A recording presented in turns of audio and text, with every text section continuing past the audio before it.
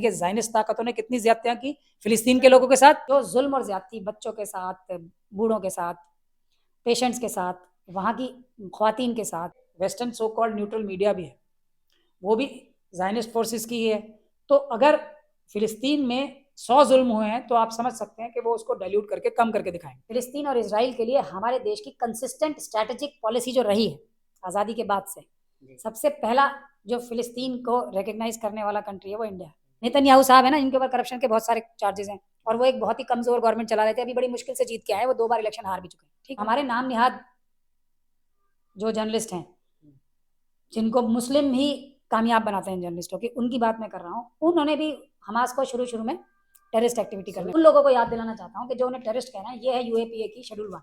Schedule में सारी terrorist organisations के नाम है जो भारत जिन्हें टेररिस्ट मानता है ऑफिशियली। इसमें हमास का कहीं नाम नहीं है, हिजबुल्लाह का कहीं नाम नहीं। ये कि जब ये वक्त आता है तो ये एक ऐसा दांव जरूर चलते हैं जिससे हिंदू मुस्लिम हो, जिससे मुस्लिम कम्युनिटी को टेररिस्ट बताया जाए, आतंकवादी बताया जाए। यूएई के बारे में कहा जा रहा है ना, यूएई ने भी क्या कहा है, इसका फैसला होना चाहिए। यूएई ने कहीं ये नहीं कहा है कि इजराइल ने ठीक किया। तो सारी इस्लामिक कंट्रीज जिससे देश की इकोनॉमी, जो फॉरेन एक्सचेंज है, इफेक्ट करेगी। हमारी सबसे ज्यादा फॉरेन एक्सचेंज आज भी जो ये 57 इस्लामिक कंट्रीज हैं उससे आती है मुस्लिम कंट्रीज।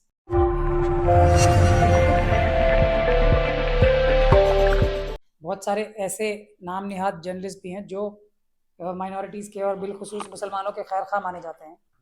उन्होंने शुरू में इसको हमास की जो हमला था उसको टेररिस्ट अटैक बताया, और इजराइल ने जो भी आज तक किया उसको टेररिस्ट अटैक कभी नहीं बताया। इजराइल में भी मैं आपको ये कहना चाहता हूँ कि इजराइल यहूदियों में और ज़ायनिस्ट फोर्सेस में, ज़ायनिज़्म में और यहूदिज़्म में फ़र्क समझना बहुत ज़रूरी है। जुडाइज़्म में और ज़ायनिज़्म, जिस तरीके से आरएसएस है, आरएसएस एक आतंकवादी संगठन है। वो काम करते हैं जो भी ये लूट मार, मॉब लिंचिंग, ये सब काव के ऊपर मॉब लिंचिंग, लव जिहाद के ऊपर लोगों के चेहरे से हिजाब लूट छीनना, ये सब काम कौन करता है? आरएसएस के कार्डर्स जो टेररिस्ट हैं, बजरंग दल, विश्व हिंदू परिषद, आरामबाई तेंगुल, बेती लेपुम जो अभी उसमें मणिपुर में कर रहे हैं। लेकिन बदनाम कौन होता है? हिंदू कम्युनिटी। उसी तरीके से काम करते हैं जो एक तरीके से टेररिस्ट मानसिकता के लोग हैं, ज़ायनिज़्म के मानने वाले ज़ायनिस्ट।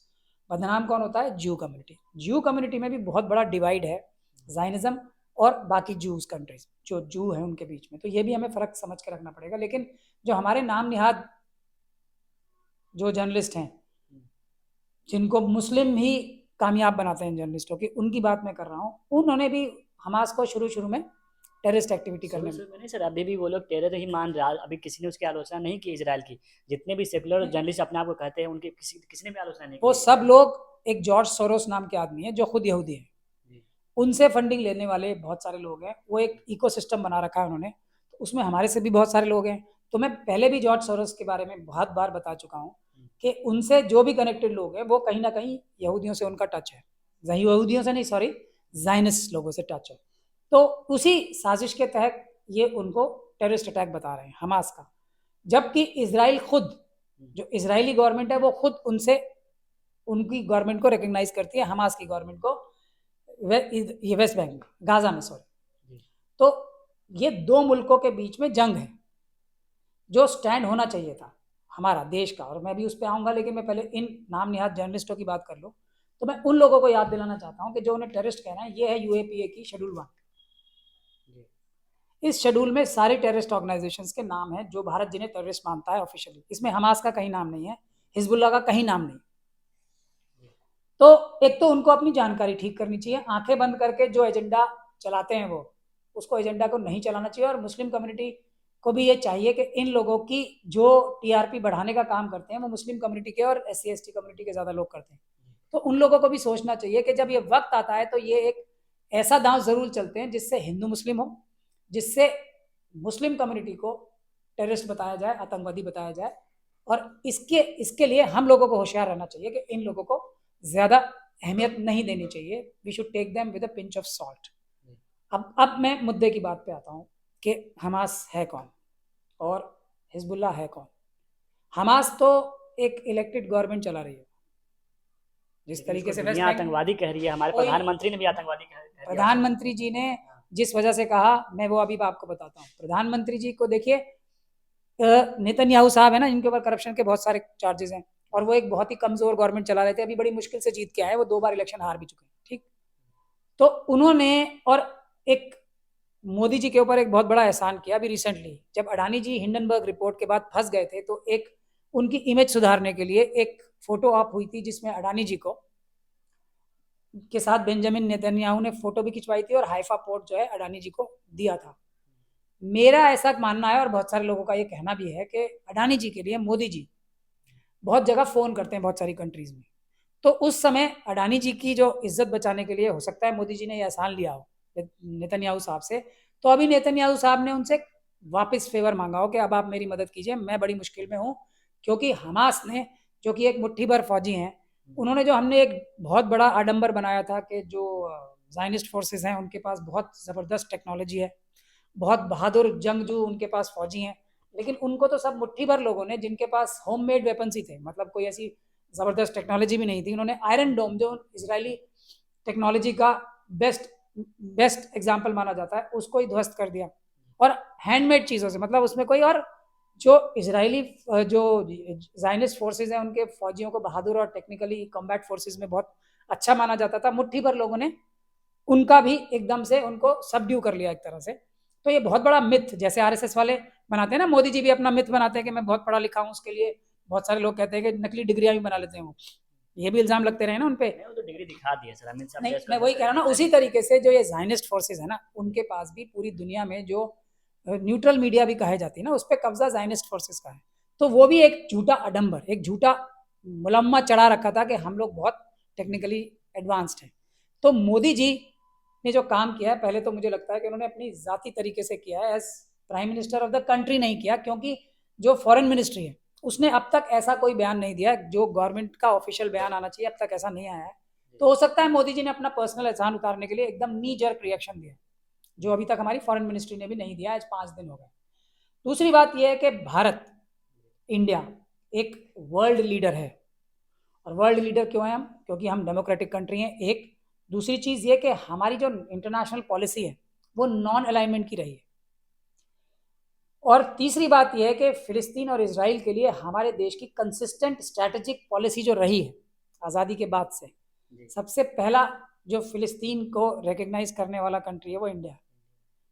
इसराइल को जब तक राजीव जी जिंदा थे, इसराइल को एज अ कंट्री रिकग्नाइज किया था, हमारे नहीं किया गया था, और डिप्लोमेटिक रिलेशन तब तक नहीं थे 1990s तक, जब तक कि एक आरएसएस की मानसिकता वाले प्रधानमंत्री यानी कि नरसिम्हा राव साहब प्रधानमंत्री नहीं बन गए देश के। पहली बार अटल बिहारी वाजपेयी ने भी उसका समर्थन किया। मैं वही बता रहा हूँ ना, पहली बार इसराइल को रिकग्नाइज, डिप्लोमेटिक रिलेशन शुरू करना नरसिम्हा राव साहब ने किया था, जो एक आरएसएस के एजेंट मैं उन्हें मानता हूँ, और मैंने उनकी बहुत खिलाफत करके उनको हटाने में भी बहुत बड़ा रोल अदा किया था जब वो कांग्रेस के प्रेसिडेंट। खैर, तो और उसके बाद वाजपेयी जी ने भी, जो कंसिस्टेंट इंडिया के फेवर की पॉलिसी है, इंडिया फर्स्ट की पॉलिसी है, उस पर उन्होंने नॉन अलाइंड अपना स्टैंड रखा था। तो मोदी जी का स्टैंड क्या होना चाहिए था, भारत का स्टैंड क्या है और क्या होना चाहिए था मोदी जी की जबान से भी, वो ये होना चाहिए था कि हम एक नॉन अलाइंड कंट्री। अब दो देशों के बीच में, दो स्टेट्स के बीच में एक जंग हो रही है, तो हम पहले तो नॉन अलाइंड है, हम ये चाहते हैं कि दोनों पक्ष जो है बातचीत करके अपना फैसला करें, और इसमें लड़ाई झगड़ा नहीं होना चाहिए। दूसरी बात ये होनी चाहिए कि जब वॉर हो रही है तो वॉर क्राइम्स हो रहे हैं, वॉर क्राइम्स हो रहे हैं, तो जो ज़ायनिस्ट फोर्सेस बताते हैं ना, जो वो जुल्म और ज्यादती करते हैं, वो सब वॉर क्राइम्स हैं, क्योंकि इजराइल फोर्सेस जो फिलिस्तीन के लोगों के साथ, चाहे वो गाजा हो या वेस्ट बैंक हो, जो जुल्म और ज्यादती बच्चों के साथ, बूढ़ों के साथ, पेशेंट्स के साथ, वहाँ की ख्वातीन के साथ, महिलाओं के साथ, वहाँ के ऊपर जो बुलडोज़र की प्रथा और इस तरह के जितने जुल्म और ज्यादती करते रहे, वो सब वॉर क्राइम्स हैं।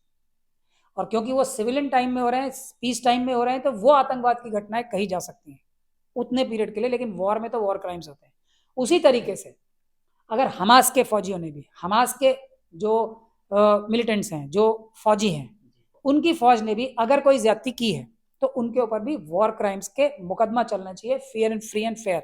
दोनों के सबूत इकट्ठे किए जाने चाहिए कि जो ज़ायनिस्ट फोर्सेज हैं उन्होंने क्या जुल्म और ज्यादती की है, वॉर क्राइम्स किए हैं, और ये हमास के फौजियों ने क्या ज्यादतियां की हैं, अगर की हैं तो। ये डिसाइड कौन करेगा? सबसे बड़ा सवाल यही है, जो सुपर पावर कंट्री है अमेरिका, कनाडा, यूके, सब तो उन्हीं का समर्थन कर रहे हैं, इजराइल का मैं समर्थन इसीलिए तो कह रहा हूँ कि इंडिया को ये रोल अदा करना चाहिए था। अब हमारा जो स्टेटस होना चाहिए एक वैसा होना चाहिए था कि हम ऑफर करें कि हम वॉर क्राइम्स को ट्राई करेंगे, हम इसमें एक न्यूट्रल कंट्री होने की हैसियत से हम तय करेंगे कि इजरायली फोर्सेस से यानी कि ज़ायनिस्ट ताकतों ने कितनी ज्यादतियां की फिलिस्तीन के लोगों के साथ। न्यूट्रल कहा, मोदी जी कल फोन करके उनको मोदी कह जी रहे कि हमारी जो भी जरूरत पड़ेगी हम आपके साथ है, हम पूरा वही आपके तो साथ है। उनकी, मैं उनको इसीलिए तो बार बार इस बात को कहता हूँ कि जो उनके एडवाइजर है उनसे पूछ के बात करनी चाहिए उन्हें, क्योंकि भारत की फॉरेन मिनिस्ट्री ने अभी तक वैसा स्टैंड नहीं लिया है। तो अगर वो किसी से पूछ के ये बात करते, बेंजामिन नेतन्याहू साहब के शायद फोन कॉल जो उनको आई है उसके दबाव में या उनके फेवर लौटाने के चक्कर में नहीं करते तो ऐसा बयान नहीं देते। ये इंडिया के खिलाफ है बयान।